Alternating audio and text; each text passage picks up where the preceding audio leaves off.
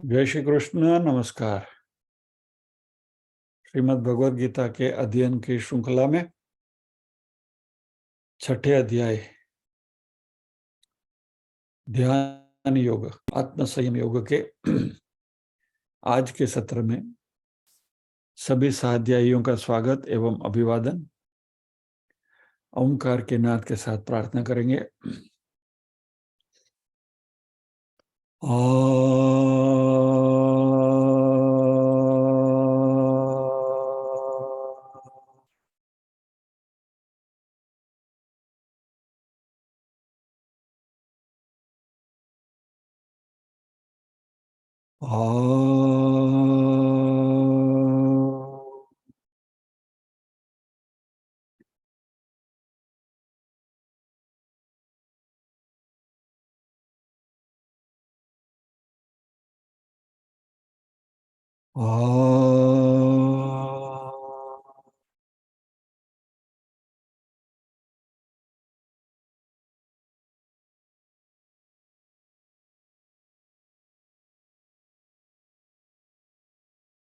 वक्रतुंड महाकाय सूर्यकोटि समप्रभ निर्विघ्नं कुरु मे देव सर्वकार्येषु सर्वदा।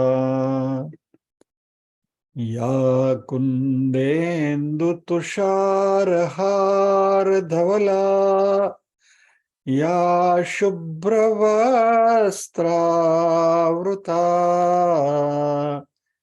या वीणावरदण्डमण्डितकरा या श्वेतपद्मासना या ब्रह्माच्युतशङ्कर प्रभृतिभिर्देवैः सदा वन्दिता सा मां पातु सरस्वती भगवती निःशेषजाड्यापहा।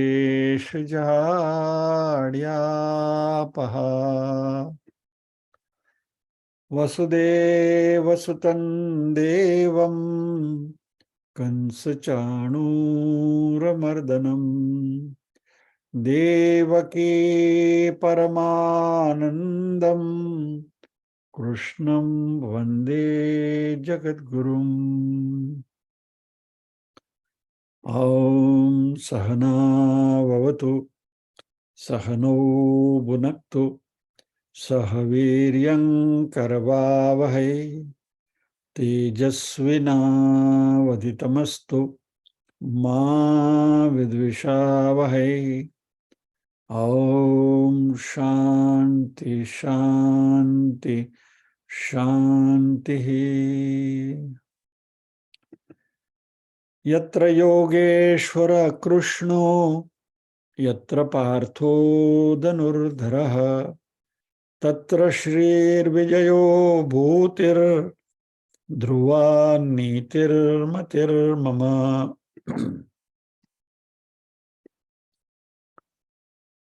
नीरूबेन से अनुरोध करेंगे, पहले 4 श्लोक का पारायण करेंगे।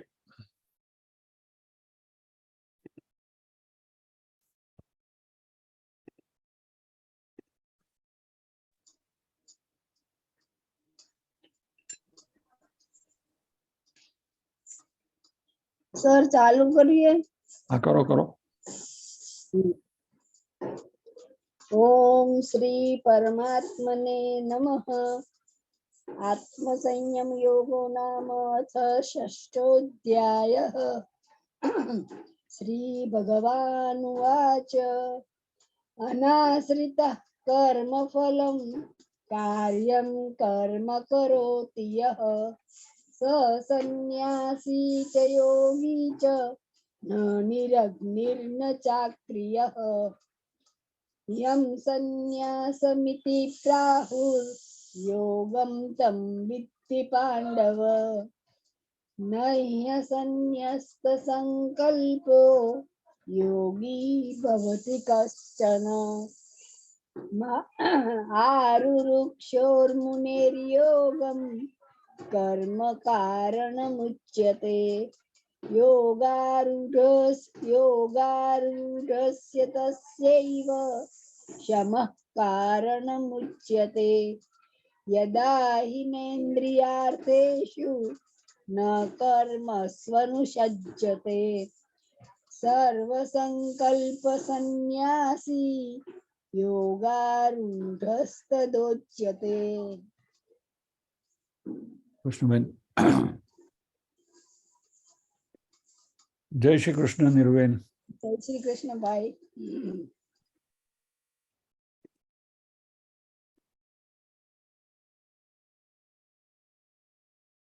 यदा ही नेन्द्रियार्थेषु न कर्मस्वनुषज्यते सर्व संकल्प सन्यासी योगारूढ़ तदोच्यते। यह भगवान ने यदा ही, क्योंकि न इंद्रिय अर्थेषु, इंद्रियों के व्यवहार में, और न कर्मसु अनुषज्यते, और जो कर्म में आसक्ति नहीं रखता है, सर्व संकल्प सन्यासी, जिसने सभी संकल्पों का त्याग किया। यहाँ सन्यासी यानी वो गेरुआ वस्त्र धारण किया हुआ, मुंडन किया हुआ सन्यासी नहीं है, विरक्ति का भाव है, जिसने छोड़ दिया है, सभी संकल्प को जिसने छोड़ दिया है। सन्यास शब्द का यहाँ अर्थ है छोड़ना, to get rid of it. तो सभी संकल्पों का जिसने त्याग किया है, योगारूढ़ तदा उच्यते, तभी उसको योगारूढ़ कहा जाता है। तो यहाँ भगवान ने यदा तदा शब्द का प्रयोग किया है, और इसके ऊपर हमारी, इस श्लोक के ऊपर हमारी चर्चा चल रही है।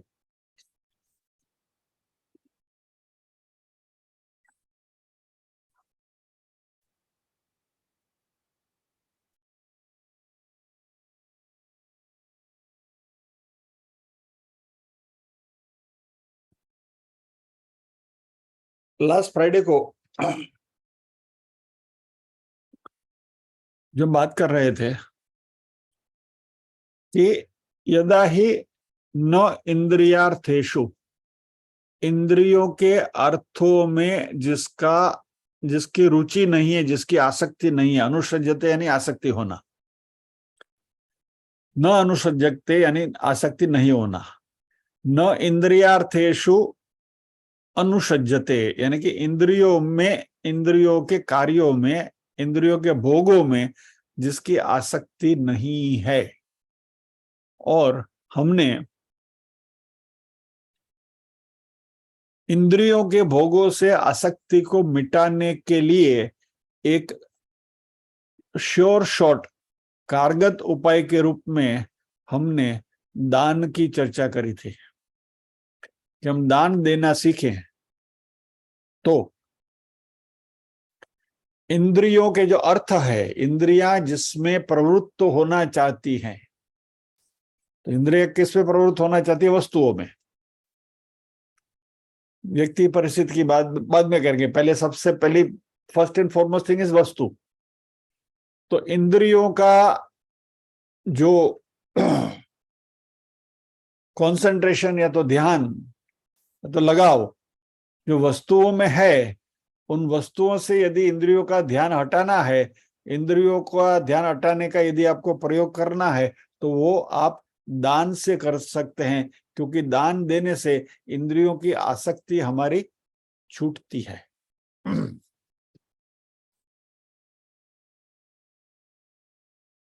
वाजश्रवा नाम के ब्राह्मण थे, उन्होंने यज्ञ किया और यज्ञ के बाद दान देना शुरू किया। तो उनको गौदान करना था, गायों का दान करना था। तो उन्होंने क्या किया, अपने यहाँ जो भी दूध नहीं देने वाली वसु की गैली जो बड़ी गाय होए, ऐसी दुबली पतली मृतप्राय गायों का वो दान करने लगे।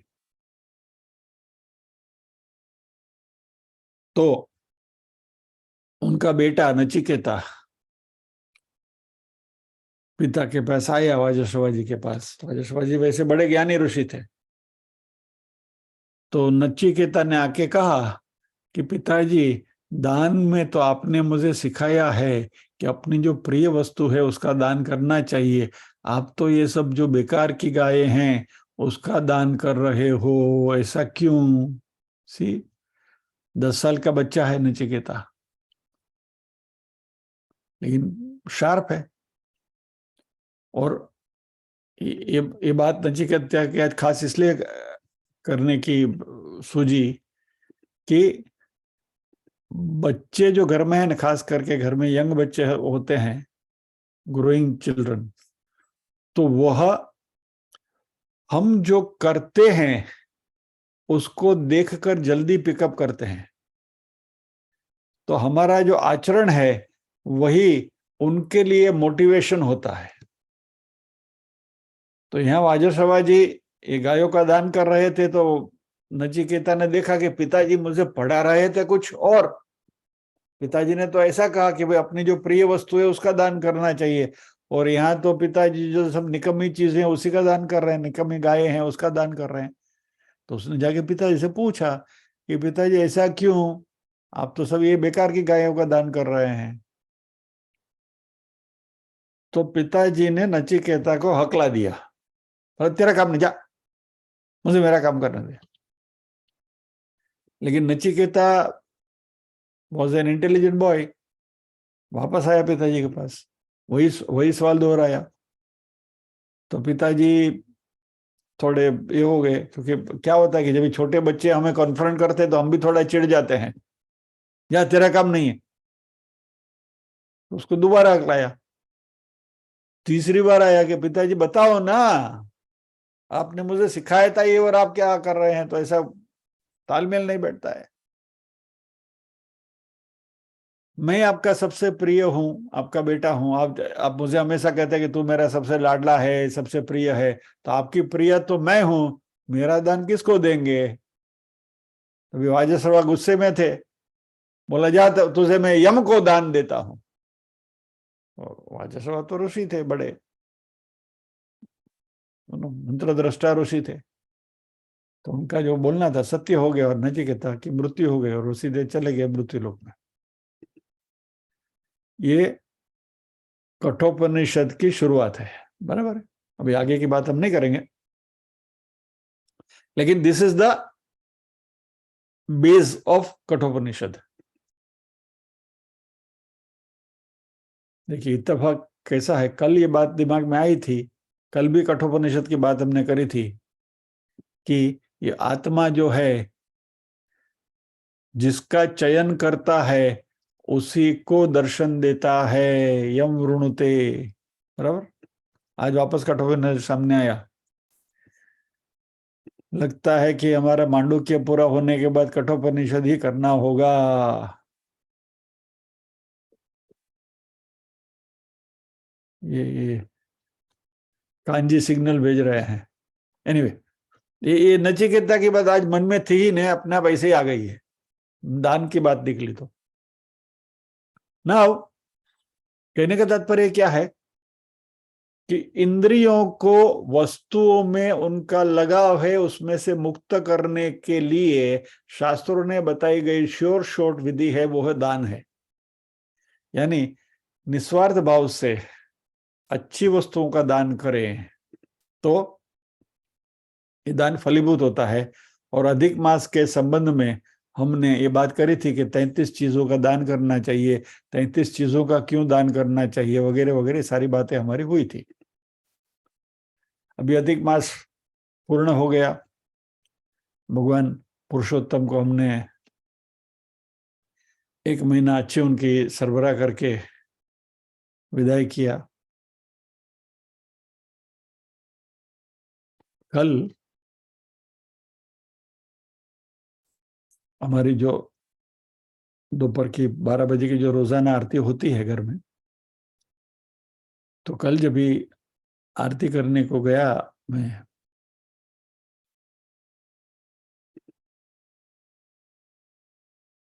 ये जो मैं बात कर रहा हूँ ना, जरा ध्यान से उसको समझने की कोशिश करिए। घर में 1 महीने से पूजा होती थी पुरुषोत्तम भगवान की, अधिक महीना चल रहा था, तो उसकी जो सारी रिचुअल्स वगैरह जो भी थी, विधि विधान होते रहते थे। तो आरती में भी उस तरीके के थोड़े फेरबदल वगैरह किए थे हमने। कल जब भी आरती के लिए हम बैठे तो हम दोनों को, हस्बैंड वाइफ दोनों को, ये महसूस हुआ कि कुछ खाली खाली लग रहा है, सुना सुना लग रहा है। Can you believe? Both of us were in tears. हम दोनों की आंख में अश्रु आ गए। जैसे घर में कोई बड़े वीआईपी मेहमान हैं और 1 महीना अपने साथ रहकर जब भी जाते हैं तो घर में जैसा सुनापन लगता है, ऐसा सुनापन कल हमने महसूस किया। हम जो कहते हैं ना कि ये व्रत त्योहार वगैरह क्या है, कल प्रत्यक्ष मैंने अनुभव किया। यहां हम तो जो बात करते हैं, and in total honesty I am telling you this, मात्र आपको बताने के लिए नहीं, आप पोथीना રીંગણા નથી, ये महसूस की हुई बात है। कल हम दोनों को सुना लगा, आरती शुरू करने से पहले हम दोनों के आंख में से अश्रु थे। आज खाली खाली लग रहा है, भगवान नहीं।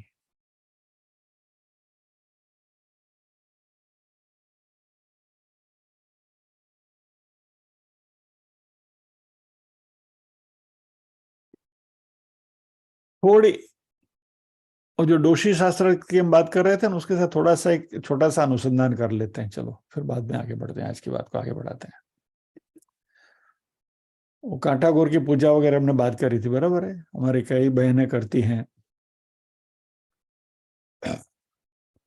उसमें एक वो आंबुडू जाम्बुडू है, बराबर, वो करते हैं आंबुडू जाम्बुडू वगैरह।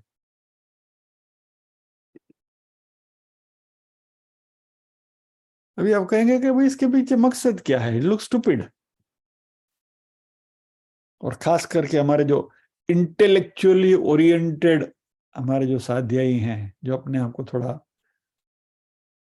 ज्यादा पढ़े लिखे, समझदार, फॉरवर्ड, मॉडर्न, एडवांस जो मानते हैं, खास उनके लिए भी ये बात है। अभी आंबुडू जाम्बुडू करने का मकसद क्या है?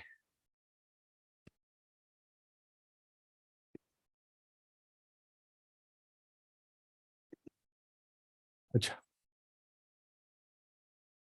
बॉलीवुड की एक फिल्म आई थी, उसका नाम मुझे याद नहीं है, उसमें गाना था,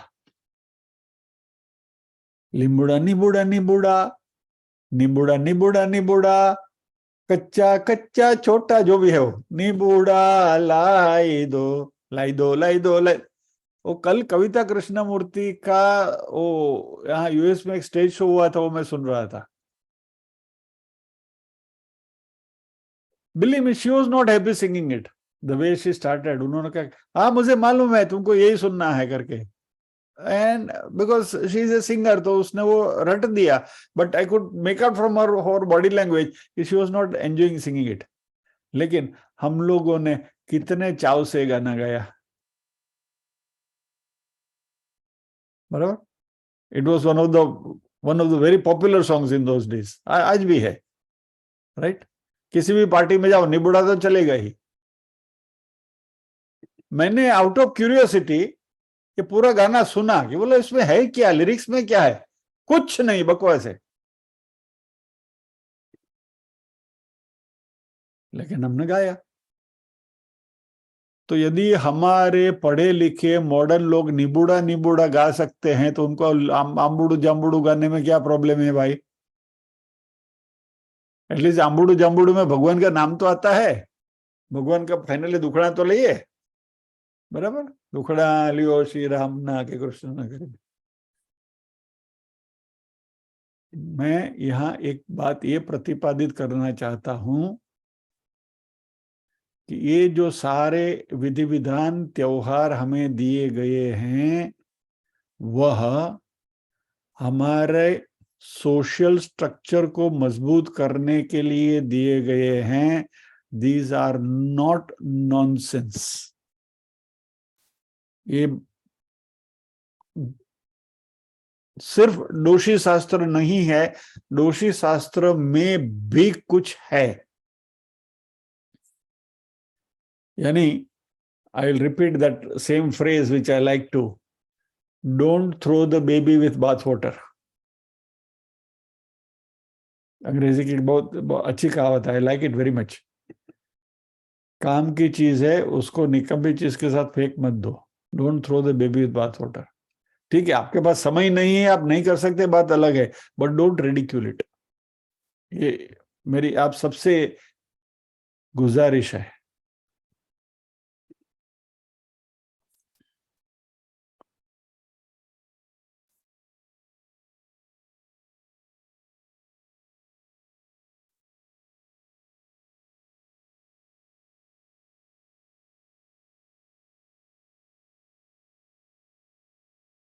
निबूढ़ा निबूढ़ा है, वैसे वो राज कपूर की फिल्म थी, बॉबी में या किसी में गाना था, तीतर के दो आगे तीतर, तीतर के दो पीछे तीतर, आगे तीतर पीछे तीतर, बोलो कितने तीतर। बराबर, ये सारे गाने हमने गाए हैं। उससे भी पहले पुराने जमाने में जाओ, इच्चक दाना बिच्चक दाना, दाने ऊपर दाना, इच्चक दाना, छज्जे ऊपर लड़की नाचे, लड़का है दीवाना, इच्चक दाना। अभी ये सारे गाने हम चाव से गाते थे, और जब भी गाते थे तभी हम मॉडर्न कहलाते थे। बराबर, हाँ, फिल्म का गाना गाता है तो पिक्चर का गाना गाएंगे तो हम मॉडर्न है, और हमारी रूढ़िगत जो प्रणाली जो है उसका वो हम फॉलो करेंगे तो हम जुनवाणी हैं, पिछड़े हुए हैं। ऐसा मत सोचिए, डोंट रेडिक्यूल। इन सबके पीछे कहीं ना कहीं कुछ ना कुछ मकसद है, और ये बात मुझे ज्यादा अपील इसलिए करने लगी है कि सऊदी अरबिया, यूएई, चीन, सभी जगह पर धर्म की बोलबाला होने लगी है। सऊदी में एक समय ऐसा था कि आप सऊदी में रह रहे हैं तो रमजान के महीने में आप अपने घर में खाली हस्बैंड वाइफ दोनों मिलके भी सत्यनारायण की पूजा नहीं कर सकते।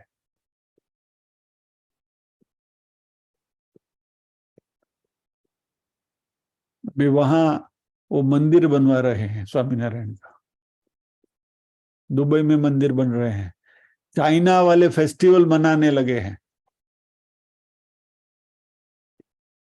यानी ये पूरा कल्चर जो है, जिसको हम टेम्पल कल्चर कहते हैं, और धीरे धीरे उसकी महत्ता विश्व भर में लोगों को समझ में आने लगी है, और ये हमारी ये धरोहर है जिसको हम बेकार करके फेंक रहे हैं।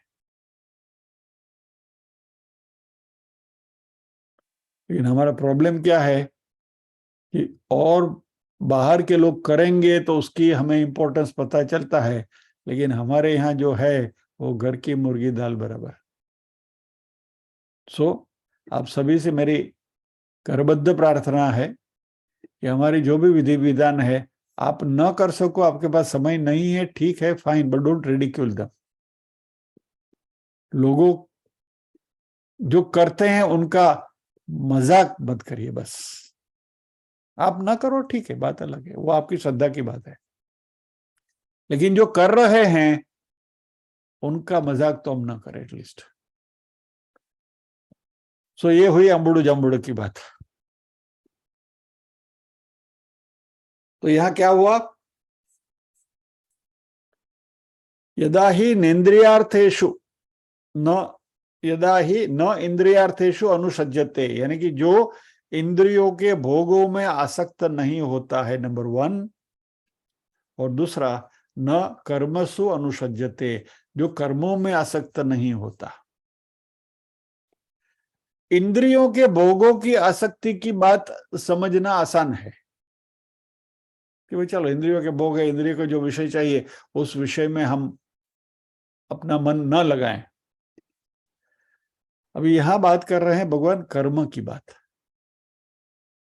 कि जिसकी कर्म में आसक्ति नहीं है। मजेदार पॉइंट है ये।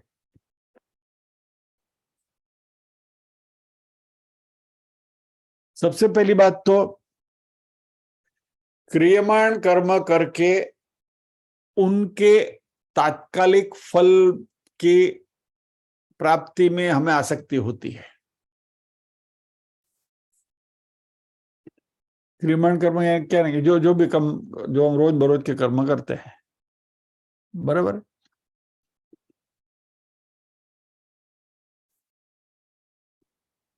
घर में पाव भाजी अच्छी बनी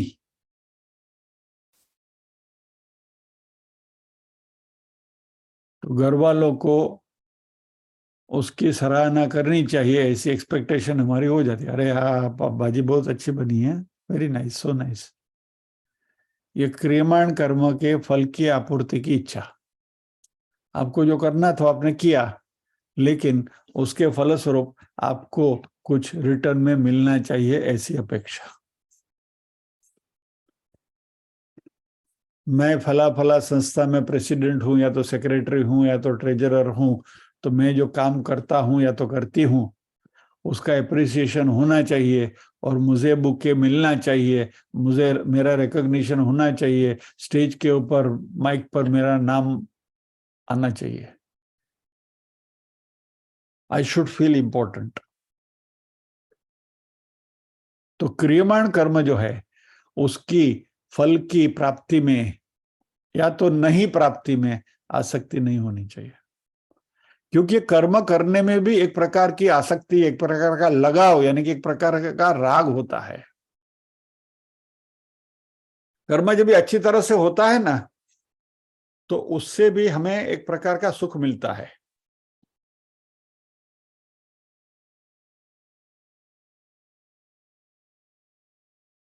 YouTube पर देखकर दाल ढोकड़ी बनाना सीख ली आपने और अच्छी बन गई, तो फिर वो बार बार बनाने का दिल होता है। हमें तो आवड़ी गई, हलो करिए पाछू। यानी एक कर्म जो आपने किया उसमें सफलता मिली, तो वो कर्म बार बार करते रहने की इच्छा होती है, क्योंकि उसमें सुख मिलता है।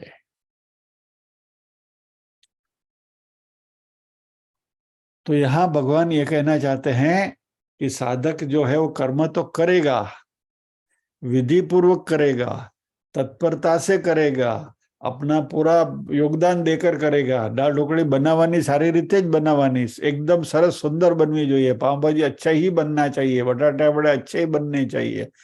लेकिन वो करने की जो विधि है, वो जो कर्म है, उसमें आसक्त नहीं होकर सावधानी पूर्वक निर्लेप रहना है, क्योंकि ये आने जाने वाले हैं।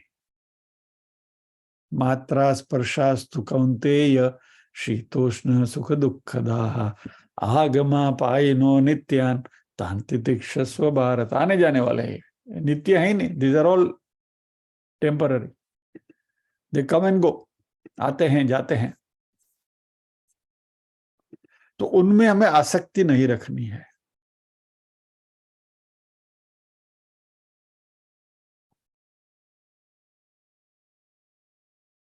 तो ये कर्मों में हमारी आसक्ति है, इसकी पहचान क्या? बस अभी जो मैंने आपको बताया वही, कि जो भी कर्म आप करते हैं उसके रिकॉग्निशन की अपेक्षा। ये हमारा रोटरी का सबसे बड़ा दुर्गुण है, ये रिकॉग्निशन मिलना चाहिए। छोटा सा छोटा भी काम करें तो स्टेज से उनका नाम पुकारा जाना चाहिए, फिर उनको फ्लावर देना चाहिए, बुके देना चाहिए। और इससे क्या होता है, हमारा अहंकार में ही वृद्धि होती है। और एक्चुअली हमें अहंकार छोड़ना है। सी एक बात हम समझ लें, प्रसिद्धि में जब भी हमारी रुचि होने लगी तो ऐसा मान लो कि अपना अहंकार दृढ़ होता जा रहा है। If you derive pleasure in your fame, आपकी कीर्ति में यदि आपको आनंद आने लगा तो समझ लीजिए कि यह आपके अहंकार को दृढ़ीभूत करता है। तो कर्म करें, करने के लिए करें, करने हैं इसलिए करें, लेकिन उसके फलस्वरूप हमें कुछ मिलना चाहिए, ये अपेक्षा नहीं होनी चाहिए। क्योंकि ये जो इंद्रियों के जो विषय हैं या तो ये कर्म है, वह सभी परिवर्तनशील हैं, नित्य बदलते रहते हैं। यदि आपको आदत हो गई कि भाई पर्टिकुलर संस्था में मेरा हमेशा सम्मान होना ही चाहिए, तो होता रहता है, and you get used to it, फिर एक बार नहीं हुआ तो प्रॉब्लम हो जाता है। दूसरे विश्व युद्ध में इंग्लैंड ने, उनका जो आर्मी का जो मेजर जो जनरल थे मोंटेगोमरी, तो वो जो दुश्मनों के जो ट्रूप्स थे उनको मिसगाइड करने के लिए इन्होंने क्या किया था कि एक मास्टर को ढूंढा, टीचर को, जो बिल्कुल होलिये में शरीर से दिखावा में मोंटेगोमरी जैसा ही था, दिखता था बिल्कुल ऐसा। उसको ड्रेस पहना तो लगता कि ये मोंटेगोमरी, दोनों ओरिजिनल हो, इसको दोनों को बाजू बाजू खड़े करो, पता नहीं चलेगा कौन रियल है। और ये शिक्षक को मोंटेगोमरी के सारे तौर तरीके और मिलिट्री के जनरल के सारे तौर तरीके सिखा दिए गए, ऑर्डर कैसे देने का, मार्च, लेफ्ट, राइट, राइट। तो मास्टर सब सीख गया। और फिर इंग्लैंड ने चाल ऐसी चली कि जिस दिशा में कुछ नहीं करना था, वो विरुद्ध दिशा में ये मास्टर वाले मोंटेगोमरी को कुछ करवाया। तो वो जो दुश्मन के जो जासूस थे, उन्होंने जाकर अपने यहाँ खबर दे दी कि भाई ये तो मोंटेगोमरी इस साइड में मार्च कर रहा है, पश्चिम में मार्च कर रहा है पूर्व के बजाय। तो दुश्मनों ने अपनी जो ताकत है वो ये मास्टर वाली दिशा में ज्यादा उसको ये कर दिया। और फिर इंग्लैंड ने पीछे के से जाकर कि जहां उनकी तादाद कम थी दुश्मनों की, वहां जाकर हमला किया ओरिजिनल मोंटेगोमरी ने, और they won that part of the war. ये हिस्ट्री है। अभी युद्ध खत्म हो गया, प्रॉब्लम ये हुआ कि मोंटेगोमरी को भी वापस क्या करे, उसको डिटॉक्सिफाई करना पड़ा दिमाग को कि भाई तू अभी मोंटेगोमरी नहीं है, तू मास्टर है। तो he had to be given a psychological treatment to bring him back to his original level कि भाई अभी तुम जनरल नहीं हो, you are no more the military commander, क्योंकि उसको आदत हो गई थी ना। तो ये मोंटेगोमरी वेड़ा हमारे साथ भी होता है। जब भी हम कहीं भी कुछ काम करते हैं ना, किसी संस्था से हम जुड़े हैं, कहाँ कुछ कार्य करते हैं, तो ऐसा भाई ये इम्पोर्टेंट है, वीआईपी, तो जब भी हम जाते हैं तो हमको वीआईपी का स्टेटस मिलना चाहिए। आपने कई बार देखा होगा, मैंने तो कई बार ऑब्जर्व किया है, मजा आता है ये देखने का, बहुत मजा आता है। I really like to observe this. कोई एक सभा जैसा होता है, कोई गैदरिंग होती है, तो उसमें कोई ऐसा बड़ा वीआईपी आता है ना, तो सीधा जाके अपने कोई जो भी एम्प्टी चेयर है वो जाके बैठ नहीं जाएगा, पहले आके दरवाजे में आके ऐसा खड़ा रहेगा, दिखता है ऐसा। तो कोई आके हमको बुलाता है क्या, अरे आइए आइए सर आप आ गए, वाह आइए आइए करके कोई उसको लेकर जाएगा, उसको लीड करके कुर्सी पर बिठाएगा, मान सम्मान मिलेगा। ये जो एक्सपेक्टेशंस जो है ना, ये हमारे अहंकार को दृढ़ीभूत करती है। तो जैसे वस्तुओं में आसक्ति नहीं रखनी है, वैसे कर्मों में भी आसक्ति नहीं रखनी है।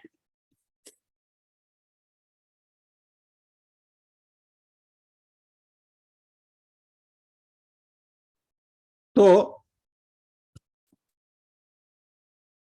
इंद्रियों के अर्थों में या तो पदार्थों में हमें आसक्ति नहीं रखनी है, और कर्मों में यानी कि क्रियाओं में हमें आसक्ति नहीं रखनी है। और ये करेंगे यानी आसक्ति को छोड़ेंगे पदार्थों में से और कर्मों में से, क्रियाओं में से, तो भगवान कहते हैं कि वो योगारूढ़ हो जाएगा। और ये दोनों एक दूसरे के पूरक हैं। कर्म यदि हमें प्रिय लगते हैं तो कर्म का जो फल मिलता है वो कर्म के फलस्वरूप ही हमें इंद्रियों के भोग मिलते हैं।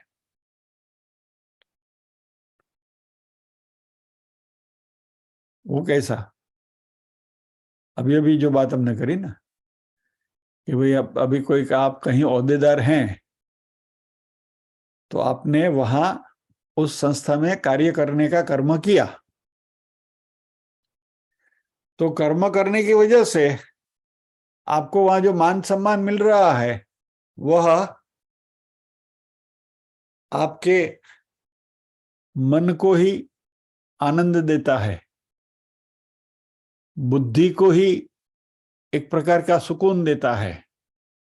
तो ये कर्म का एक फल ही है। आप वहां क्यों काम करते हैं? ऑनररी सेक्रेटरी क्यों लिखवाते हैं सोसाइटी का सेक्रेटरी बन के? तो आपको सम्मान मिलना चाहिए, नहीं मिला तो आप परेशान हैं। यानी जभी जभी इंद्रियों के भोगों की आसक्ति मिट जाएगी तो क्रियाओं की आसक्ति मिट जाएगी। ये प्रोसेस को, ये मंत्र को समझ लीजिए। If you stop desiring either gratification by way of इंद्रिय सुख या तो gratification by way of name and fame. नाम और प्रसिद्धि जो है वो कर्मों की वजह से मिलती है, और वस्तुओं की वजह से या तो व्यक्तियों की वजह से हमें प्रोक्सिमिटी की या तो हमारे इंद्रियों की सेटिस्फेक्शन मिलती है। तो जैसे ही हमारे मन में से इंद्रियों के भोगों की आसक्ति मिट गई तो क्रियाओं में आसक्ति अपने आप कम हो जाएगी। Suppose if I am not interested in now being a president of an organisation, मुझे अभी वो मिले ना मिले मुझे कोई फर्क नहीं पड़ता है, तो फिर आपको नाटक करने की जरूरत नहीं पड़ेगी, आप अपने आप को विमुख कर लेंगे। क्योंकि ये क्रियाओं में भी आसक्ति है, और इससे भी आगे जाकर, अभी ये तो रूडिमेंट्री स्थूल क्रियाओं की बात हुई, लेकिन जिस व्यक्ति में राजसी वेग ज्यादा होता है उसको क्रिया करने में आसक्ति वैसे भी रहती है, एक अंदर से मोमेंटम रहता है। और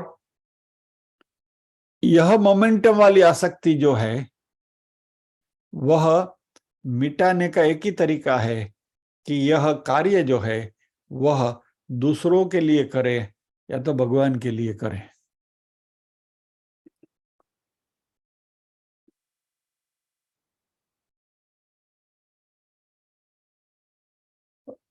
जो रोटरी का एग्जाम्पल मैं बार बार देता हूं उसका मूल मंत्र है सर्विस अबव सेल्फ।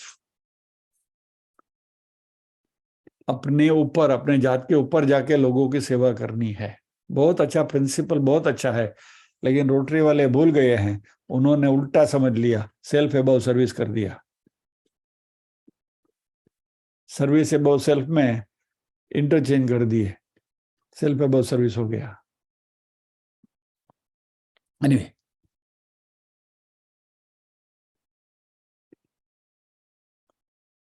हम सत्कर्म भी करते हैं,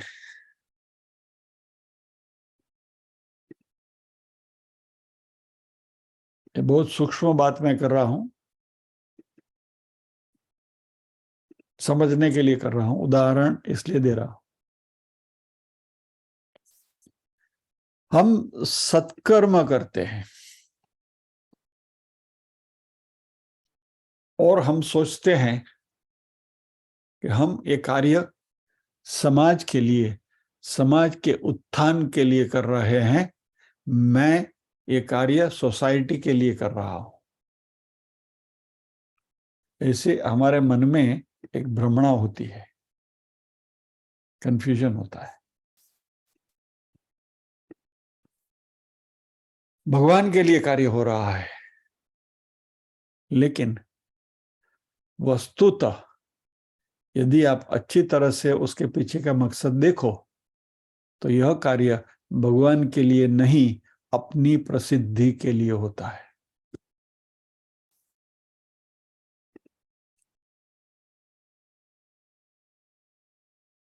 क्योंकि जो भी कर्म वो करते हैं उसमें उनका मान सम्मान होना आवश्यक है। This is an essential element. नहीं तो वो कर्म करने में रुचि पैदा नहीं होती। सत्कर्म करने की बात कर रहा हूं मैं, बाकी के कर्म की तो बात चर्चा हमने कर ली। बिल्कुल सत्कर्म के जो लोगों के लिए, प्रजा के लिए, भगवान के लिए होता है, ऐसा मानते हैं। ऐसे कर्म भी जब तक हमें मान सम्मान नहीं मिलता तब तक वो कर्म करने में हमारी अभिरुचि नहीं है। एकदम बिल्कुल ओवन फ्रेश ताजा एग्जांपल आपको दे दूं।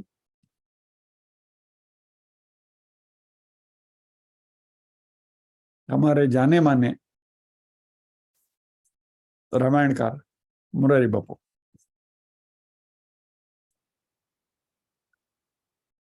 मुरारी बापू बीच में थोड़ा उनका क्रिटिसिज्म वगैरह होने की वजह से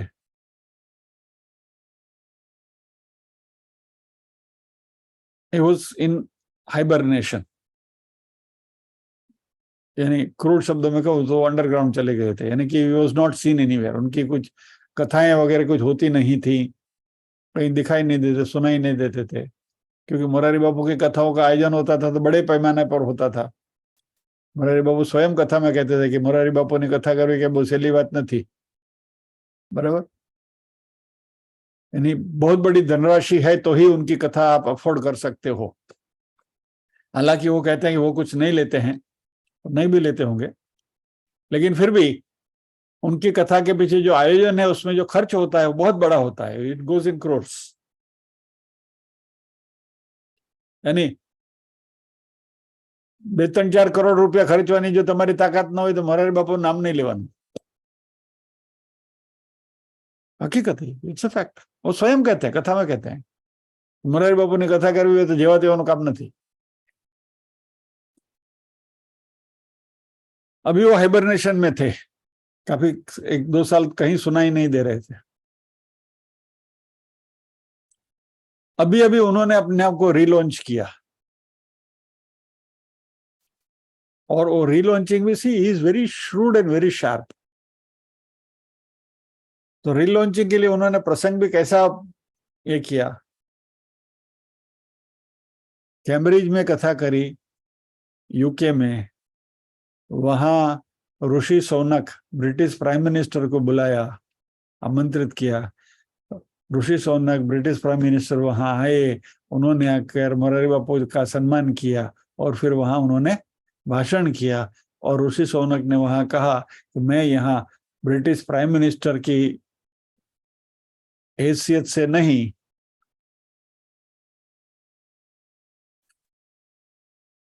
मैं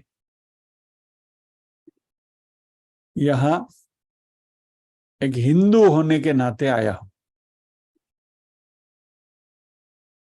अभी ऋषि सोनक ने अपने आप को जो कहना था वो कह दिया, लेकिन मोरारी बापू का कितना बड़ा रीलॉन्चिंग हो गया। जो 2-3 साल से हाइबरनेशन में थे, अभी वापस उनकी डिमांड बढ़ गई। तो पहले उनकी कथा का यदि 5 करोड़ रुपया खर्चा होता तो अभी 7 होगा।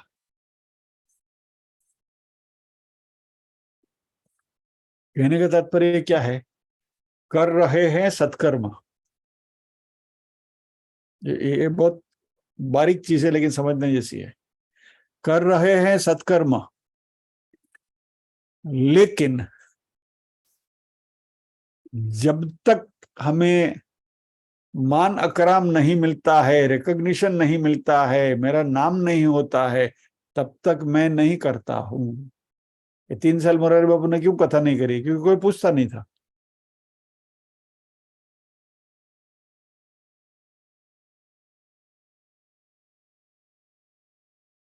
ये कर्म करने की आसक्ति होती है,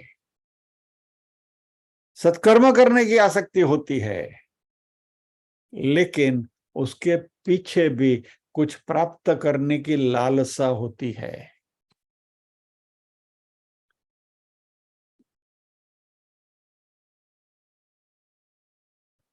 इस पूरी प्रोसेस से मुक्ति कैसे मिले, इसकी पूरी प्रोसीजर भगवत गीता में है। हाँ, इससे कैसे बाहर निकलना। 12वें अध्याय में आएगा ये, आएगी बात। मयि एव मन आदस्त्व मयि बुद्धिम निवेशय निवशिष्यसि मयि एव अत ऊर्ध्वम न संशयः। 12वें अध्याय में ये पूरी प्रोसीजर भगवान बताने वाले हैं कि ऐसी आसक्तियों से भी अपने आप को कैसे मुक्त करना।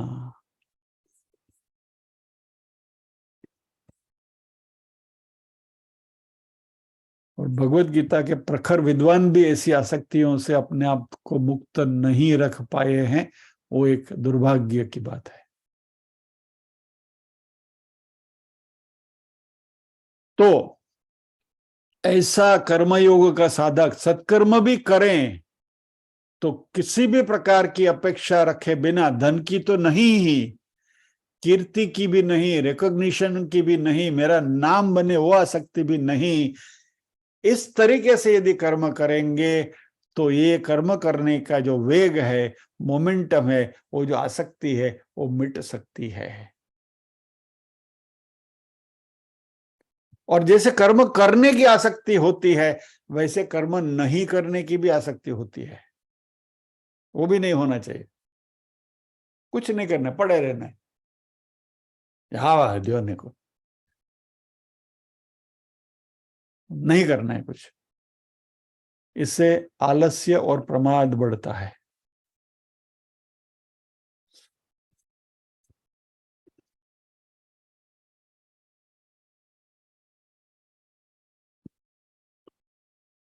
और ये प्रमाद या तो आपसे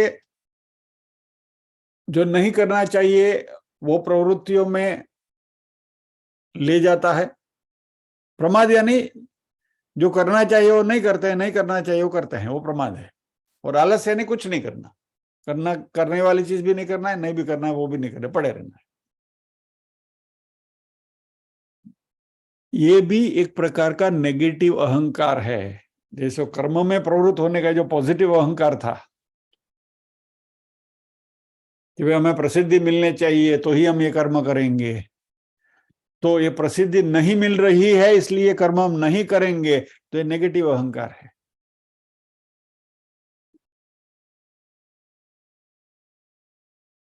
हमारे सुरेश जी यहाँ बैठे हैं तो ये बात मैं कर लूं। चलो,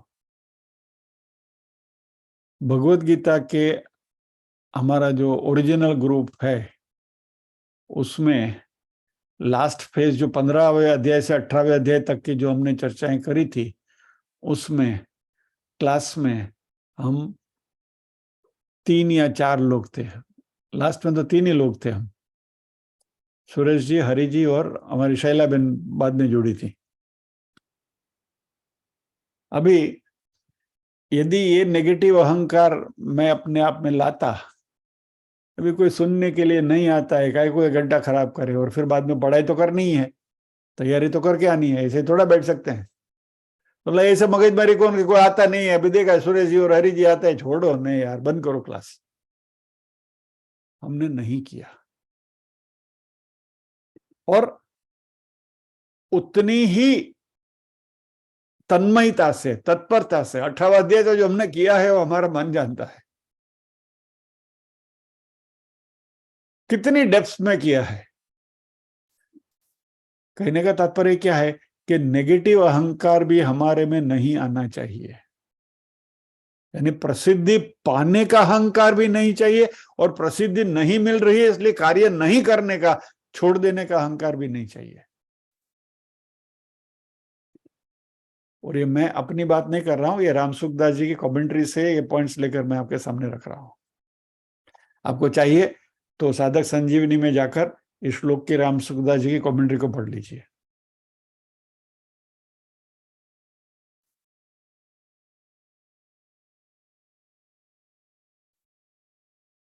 तो इसको, ये सूरज जी आइए, अनम्यूट करिए। 66 जो श्लोक था ना 18वें अध्याय का, वो 3 महीने किए थे हम लोग ने। 1 2 3 4 5 6 11 सेशन किए थे एक श्लोक के लिए। 18वें अध्याय का 66वां श्लोक, 4 महीने 11 सेशंस। मेरे पास राइटिंग में सब है। सूरज जी के पास तो पूरा टाइम टेबल है, जब भी शुरू से है तभी से उनको पता है कि कौन से दिन क्या हुआ था। ये सो मेटिकुलस। सूरज जी के लिए एक बार तालियां हो जाए। सो मेटिकुलस, उनके पास डेट वाइज सब कुछ है। आज ये हुआ, आज ये हुआ, आज ये, कुछ भी पूछना है तो मैं उनसे पूछ सकता हूँ, सूरज जी हमने क्या किया, तो वो विल टेल अस। यानी कहने का तात्पर्य, थैंक यू सूरज जी, धन्यवाद आपका, बहुत बहुत धन्यवाद।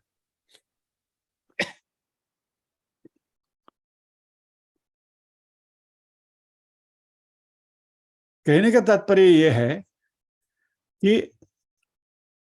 अध्ययन करने में भी इस लेवल की जो तन्मयता है, इस लेवल का जो डेडिकेशन है, यही हमें इस दोनों अहंकार से मुक्त कर सकते हैं। पॉजिटिव अहंकार से भी और नहीं करने के नेगेटिव अहंकार से भी, दोनों से भी हमें अपने आप को मुक्त करना है। और इसलिए भगवान ने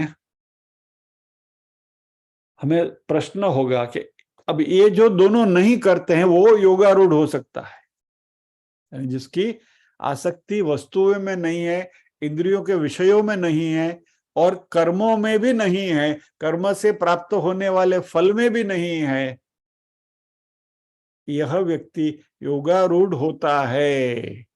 तो हमारे मन में प्रश्न उठेगा कि ये योगारूढ़ होने में कितना समय जाएगा, कितने साल लगेंगे, कितने महीने लगेंगे, कितने दिन लगेंगे। बहुत सरल उत्तर भगवान ने दिया है। पूरे श्लोक को भगवान ने यदा तदा के बीच में रख दिया। यदा कर्मों में आसक्ति या तो इंद्रियों के अर्थों में आसक्ति नहीं है, श्लोक में लिखा है, यदा ही नेन्द्रियार्थेषु न कर्मसु अनुसज्जते। इंद्रियों के विषय में जब तक तुम्हारी आसक्ति नहीं है, जब नहीं मिट जाएगी, तदा तभी ही योगारूढ़ सदोच्यते, वो योग आरूढ़ हो गया ऐसा कहा जाता है। यानी यदा तदा के बीच में रख दिया। अभी आपके ऊपर निर्भर है, योगारूढ़ आपको होना है, आज अभी इसी क्षण पे हो सकते हो। क्या करना है?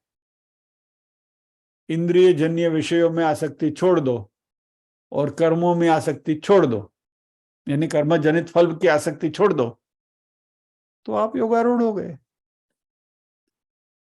तो उसमें कोई यूनिफॉर्म पहनने की जरूरत नहीं है, कोई माला डालने की जरूरत नहीं है, दाढ़ी बढ़ाने की जरूरत नहीं है। 3 पीस सूट पहन के भी आप योगारूढ़ हो सकते हो। भगवत गीता बहुत अच्छी है, सिंपल है, मजेदार है।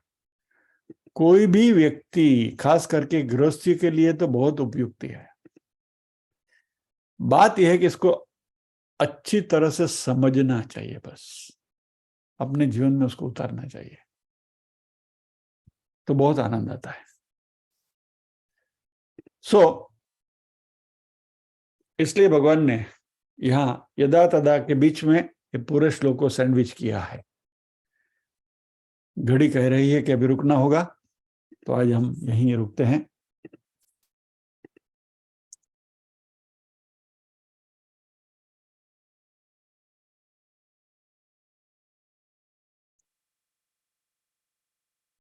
एक बात बहुत स्पेसिफिकली कह दूं,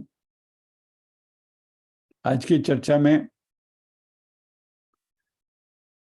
मोरारी बापू की जो बात आई, या तो हमारे क्लास की जो 18वें अध्याय की अभी जो सुरेश जी बात कर रहे थे, वो अनायास विषय के अनुरूप बात दिमाग में आ गई और निकल गई है।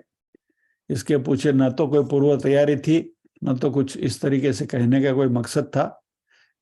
All these things have been आपके सामने मात्र एक एग्जाम्पल के तौर पर रखे गए हैं। ये राइडर रखते हुए आज के सत्र को विराम देंगे, प्रार्थना करेंगे।